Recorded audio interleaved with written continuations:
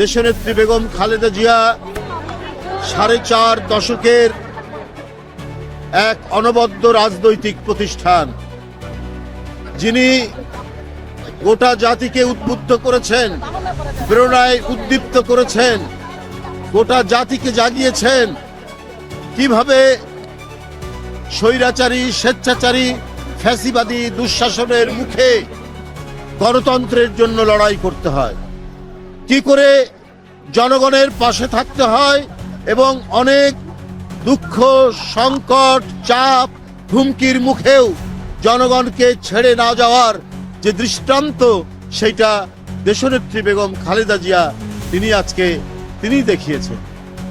বন্ধুরা, সেই মহিষী নেত্রী, তার বিরুদ্ধে মিথ্যা মামলা দিয়ে, সাজা দিয়ে কারাগারে প্রেরণ করেছিল ফ্যাসিস্টরা। আপনারা দেখেছেন, পায়ে হেঁটে তিনি কারাগারের মধ্যে গিয়েছিলেন, কিন্তু সেই কারাগারের মধ্যেই চক্রান্ত হয়েছে, ষড়যন্ত্র হয়েছে, তার চিকিৎসা দিতে দেওয়া হয়নি, তার ভুল চিকিৎসা দেওয়া হয়েছে ইচ্ছাকৃতভাবে, এবং তার খাওয়া এবং অন্যান্য কিছুতেই সন্দেহ রয়ে গেছে। কেন এই নেত্রী তিলে তিলে ধীরে ধীরে মৃত্যুর মুখে পতিত হলেন? এটা গোটা জাতির কাছে একটি বড় প্রশ্ন।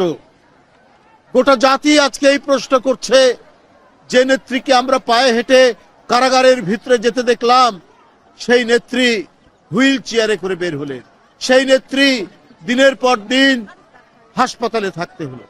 কেন?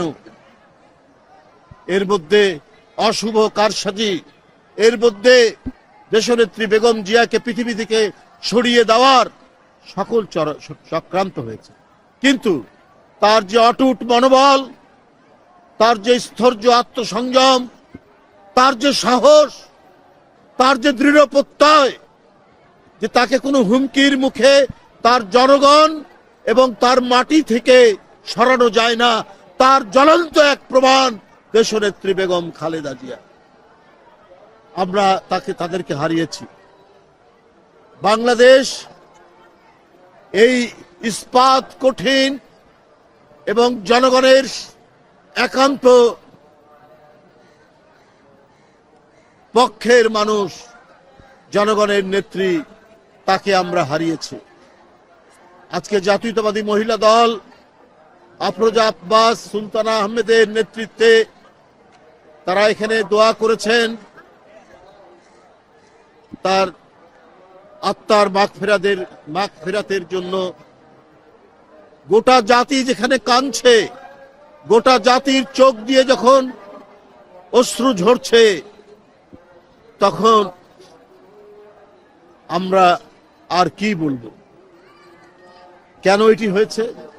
কেন পরশুদিন সারা ঢাকা শহর মানুষের জনস্রোত, জানাজায় আসার যে দৃশ্য আমরা দেখেছি, এটি তো অভূতপূর্ব।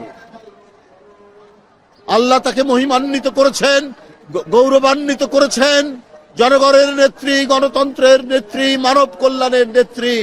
তার বিরুদ্ধে কত কুরুচিপূর্ণ কথা বলা হয়েছে, কত ধরনের তার বিরুদ্ধে নোংরা কথা বলা হয়েছে, কিন্তু তার আত্মসংযমের মধ্যে, তার সজ্জন এবং সুরুচিপূর্ণ কথার মধ্যে দিয়ে তিনি প্রমাণ করেছেন, যারা কুরুচিপূর্ণ কথা বলে তারা জনগণ থেকে ধিক্কৃত হয়, আর যারা সৌজন্যবোধ প্রিয়, যারা হাজার আক্রমণের মুখেও, হাজার বাজে কথা বলার পরেও যিনি একটি মাত্র শব্দ,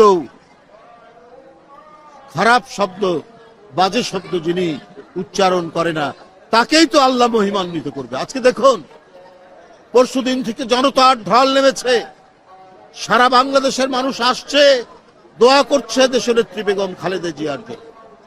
তাই বন্ধুরা আমার, আমি শুধু এইটুক কথাই বলতে চাই, জাতীয়তাবাদী মহিলা দল আজকে তারা দোয়া করেছেন, শ্রদ্ধা জানিয়েছেন।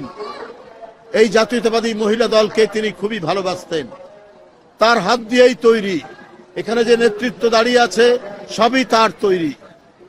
তাই বন্ধুরা আমার, বেগম খালেদা জিয়া যে আদর্শ, যে নৈতিকতা, যে অঙ্গীকার জনগণের কাছে দিয়েছিলেন, তার যে রেখে যাওয়া আদর্শ, সেই আদর্শ এত উঁচু মাত্রার নৈতিক বৈশিষ্ট্য ধারণ করে। আমরা সেই পথ ধরে, তার দেখানো পথ ধরেই আমরা এগিয়ে যাব। জাতীয়তাবাদী মহিলা দল এগিয়ে যাবে, বিএনপি এগিয়ে যাবে, সকল অঙ্গ সংগঠন এবং এদেশের জাতীয়তাবাদী শক্তি এগিয়ে যাবে। তার দেখানো পথ দিয়ে এগিয়ে গেলেই আমরা গণতন্ত্র সমুন্নত রাখতে পারবো, আমরা দেশের পতাকাকে ধরে রাখতে পারবো, স্বাধীনতাকে ধরে রাখতে পারবো, সার্বভৌমত্বকে ধরে রাখতে পারবো। সুতরাং তিনি যে প্রেরণা, তিনি যে নিজে যন্ত্রণা সহ্য করে, অত্যাচার সহ্য করে তিনি তার পতাকাকে উড্ডীন রেখেছিলেন, সেই দৃষ্টান্তই আমরা অনুসরণ করে আমরা এগিয়ে যাব। এবং তার জ্যেষ্ঠ পুত্র, বিএনপির ভারপ্রাপ্ত চেয়ারম্যান জনাব তারেক রহমান, তার যে পতাকা তিনি হাতে নিয়েছেন, তার মায়ের প্রদর্শিত পথ ধরেই তিনি এগিয়ে নিয়ে যাবেন এই দেশকে নতুন সম্ভাবনার দিকে, নতুন দিগন্তের দিকে।